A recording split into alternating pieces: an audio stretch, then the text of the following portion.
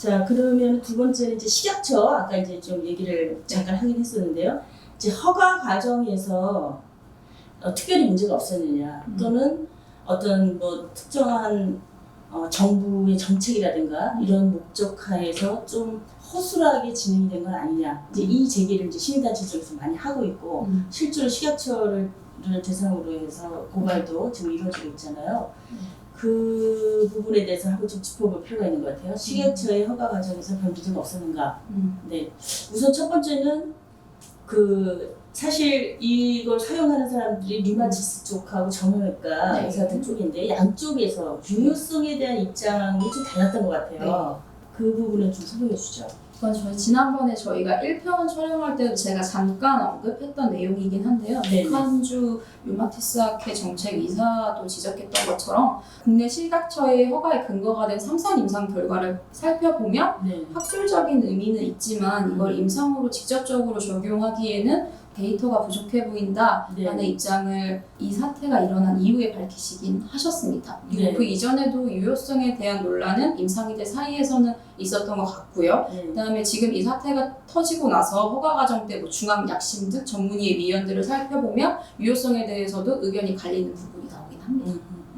그래서 일단 유효성에 대한 의견은 달랐지만 결국 이제 허가가 이루어졌고 굉장히 고가로 임상에서 이제 판매가 이루어진 건데, 현재 이제 시민단체 쪽에서는 그 식약처장에 대해서 뭐 퇴진을 주장하기도 하고 막 이래요. 근데 사실 이게 현재 식약처장이 관련된 거라기보다는 그 훨씬 전에부터 이제 발생된 사건인데, 단지 정확히 현직의 식약처장을 문제 삼는 이유는 뭐 따로 있는 건가요?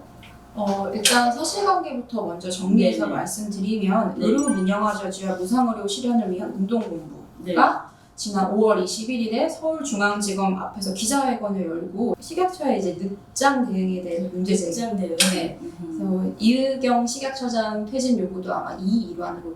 그러니까 사실은 식약처가 이게 문제가 있다라고 하는 것을 인지한 이후에 뭐 판매를 중지한다든지 하는 추가적인 조치에서 늑장 대응이 있었다. 시민단체 측의 입장이었습니다. 그러니까 사실은 허가 과정에서 문제를 정확히 제기하거나 그런 건 아니네요.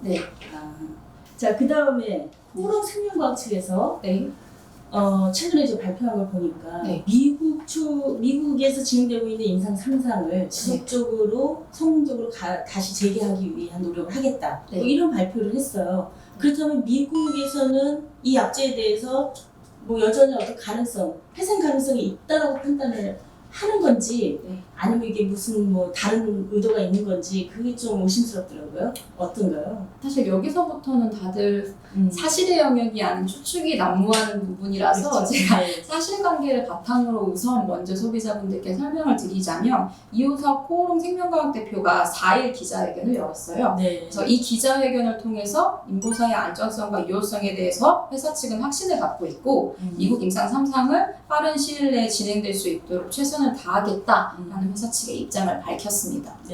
자, 그다음 이제 이거 맞은 환자들이 제일 걱정이에요. 이게 사실 신장유래세포가 발암 가능성이 있다라고 하는 제기를 지금 하고 있는데, 실제로 이제 지난번에 첫 번째 녹화할 때 영상에서는 뭐 발암 가능성이 그렇게 높지는 않으니까 크게 걱정할 필요는 없다라는 전문가 의견을 주로 이제 얘기를 해주셨는데, 이 환자들에 대해서는 지금 후속 조치가 어떻게 지금 준비가 되고 있는 건가요? 지금 현재까지 파악된 걸로는 인보사 K로 시술받은 국내 환자는 400여 병의원에서 3,700여 명이 달하는 것으로 집계가 되고 있고요. 3,700명. 식약처 측에서는 올해 10월까지 이들에 대한 안정성 검사를 완료할 계획이라는 입장을 밝혔습니다. 또 15년간 장기 추적 조사를 실시할 예정과 함께 비용은 모두 호롱 생명과학 측에서 부담하기로 했습니다. 자, 그리고 사실 이제 현재 현 정부가 이 바이오 산업 육성 전략에 대해서 굉장히 이제 힘을 많이 싣고 있어요.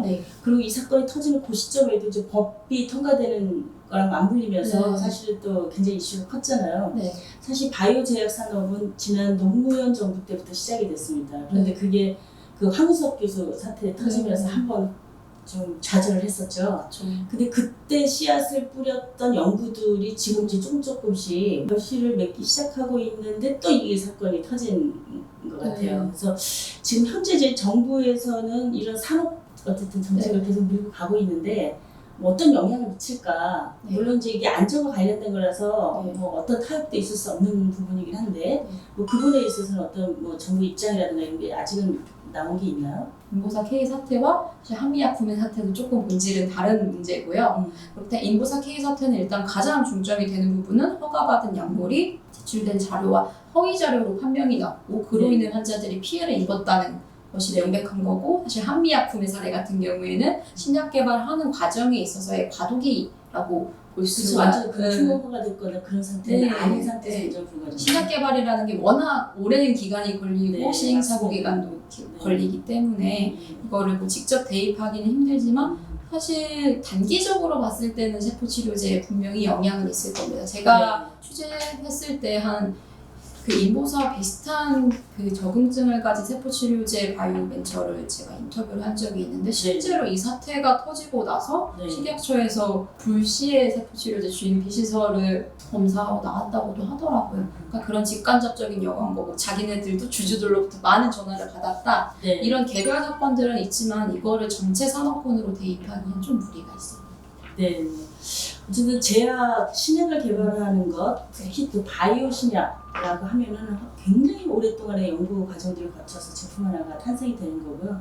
그 과정에서 사실 국가의 지원도 굉장히 많이 있는 부분이라 하나하나의 과정마다 굉장히 윤리적이고 과학적인 검증 과정들이 같이 맞물려 가야 될 것 같고요.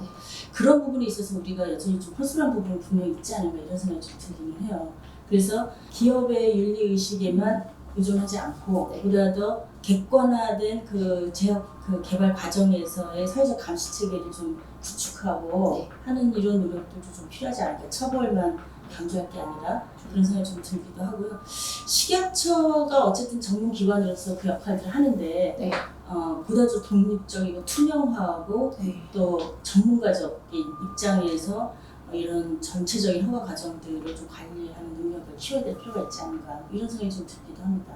네, 실제로 이번 사태를 계기로 해서 식약처 측에서도 조금 더 규제에 관련해서 과학적으로 좀 더 밀도 있는 규제를 하겠다고 발표하기도 했고요. 네. 실질적으로 그렇게 나아가야 된다고 생각합니다. 근데 이제 공무원 조직의 특성상 워낙 조직 이동도 많은 데다가 식약처는 근데 사실은 다른 좀 정부 부처와 달리 워낙 높은 전문성이 요구되는 기관이기 때문에 이에 대한 정부 차원의 지원도 필요해 보입니다. 실제로 식약처 내에서도 심사 인력 등 좀 인력 부족난을 소화하는 경우도 있기 때문에 이런 부분도 같이 논의돼야 되지 않을까 이번 사태를 계기로. 네. 저는 사실 이제 식약처를 백업해주는 조직 중에 하나가 식품의약안전평가원이잖아요. 네. 사실 여기가 굉장히 과학적인 위해평가나 이런 것들을 수행해야 되는 조직인데 그 조직이 이제 식약처의 어떤 그 산하 조직처럼 그렇게 되어 있어요. 근데 이 부분을 좀 더 개선해야 될 필요가 있지 않을까 하는 생각을 평상시에 굉장히 많이 하고 있어요. 그러니까 위해평가 또는 어떤 허가 과정에서의 과학적인 사실들을 검토하는 전문가 그룹으로서 식품의약안전평가원이 보다 독립적이고 좀 투명한 조직으로 좀 재설정이 돼야 되지 않을까. 뭐 식품 쪽에서도 여러 사건들이 많이 있으니까 그런 생각을 좀 많이 합니다. 네, 인보사 게이트를 시작해서 식약처의 조직 부족까지 다양한 얘기 해봤습니다. 네, 이후에 진행되는 검찰의 수사 그리고 3,700여 명이나 되는 주사를 맞으신 환자분들의 이후에 어떤 문제가 발생되지 않도록 추적 조사하고 관리하는 이런 후속적인 조치들이 꼼꼼하게 잘 이루어지기를 바라면서 오늘 소비자 하듯이 마치도록 하겠습니다. 고맙습니다. 다음에 또 뵙겠습니다. 감사합니다. 여러분 구독, 좋아요 많이 눌러주세요.